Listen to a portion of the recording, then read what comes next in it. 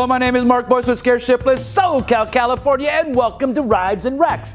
This was a wreck. We actually whacked off the wrecked part, we put on our Jimmy Meyer suspension, and it is nice. We just got it completed, we painted the frames gloss black and everything. It's a simple install.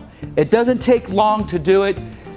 Total time is about 40 to 50 hours to do the painting, to do the welding, to the grinding and everything. But I want to show you the detail of what actually got done here. If you saw our previous videos, you knew what it looked like before. Let's showcase this, baby. So the Jim Meyer suspension comes with everything. Everything's labeled, comes in these cute little bags, tell you it's for the upper A-arm, lower A-arm, the rack and pinion, it tells you the mounting bolts, even the tie rod ends are actually labeled, the little sleeves right there. The springs came assembled. The Willwood brakes though, you have to assemble those. They're like a two-piece hub. They're actually multi-pattern, so it doesn't matter if it's Ford, Chevy, GMC, Studebaker, or whatever, I guess. A lot of different things.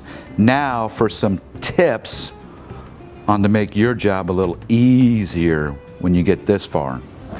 So the number one tip that I'm going to give you right now is don't even try to do any of these adjustments for the cast or the camber, the toe or anything until you get the engine, the transmission settled in, you get your fenders on, your radiator, until it's almost complete. Then you can start adjusting the height and the suspension. If you do it now, you're just wasting your time. Number two, anything that has a urethane bushing on it, do not tighten it yet. Because what's going to happen is as you put the weight in there, it's actually going to stretch that bushing.